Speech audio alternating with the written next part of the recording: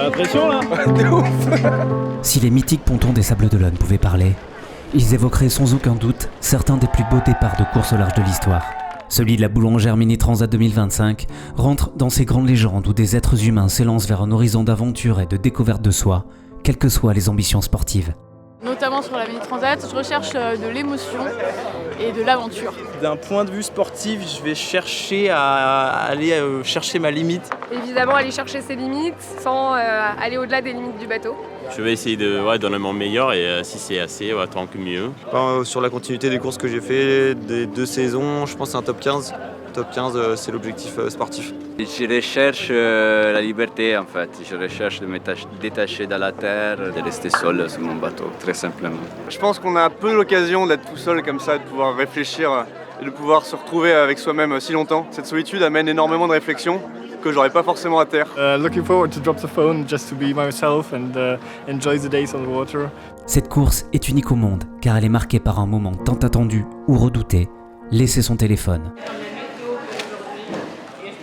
Ça fait du bien là parce que les 3 derniers jours ils ont été bien intenses médiatiquement, donc voilà, là ça va faire du bien. Maintenant je peux être vraiment à 100% dans la course. Là je suis dans les kilomètres de messages auxquels j'ai pas répondu depuis 2 jours et je pense que j'arrive quasiment au bout. Il va falloir aller rendre le téléphone là dans 10 minutes. Comment on éteint cet engin du diable? Voilà. Ah, je suis accro, je peux pas l'éteindre. J'ai jamais éteint en fait. Une démarche engagée qui marque un pas de plus vers cette ligne de départ qu'ils ont tous espéré en menant leur projet durant plusieurs années. L'aboutissement de 2 ans de projet, un rêve suivi sur 10-15 ans, beaucoup de sacrifices qui au final ont payé. We've been preparing for a long time. Il y a quelques années de différence quoi. Là je bossais et là j'ai arrêté de bosser. Voilà. Ça montre à quel point un projet en solitaire, c'est en solitaire là-bas en mer, mais à terre, il faut quand même beaucoup de monde derrière soi. Comme un instant suspendu, on largue les amarres. Et les proches semblent retenir ces aventuriers quelques instants de plus pour mieux les laisser s'envoler, portés par cette foule qui rêve avec eux.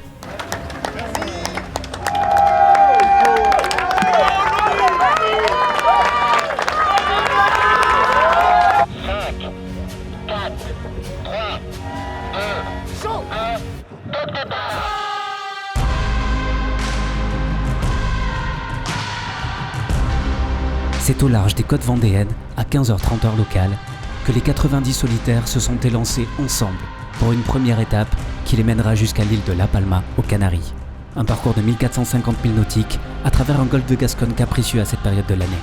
Dès les premiers milles, les favoris se sont livrés une bataille symbolique et psychologique jusqu'à la boîte dégagement. Évidemment, rien n'est joué. Et du premier au dernier, ils reviendront du large avec ces histoires qui font la légende de la Mini Transat. Une légende inscrite dans l'intimité d'un bateau de 6,50 m et dans l'immensité d'un océan qu'ils ont tous espéré.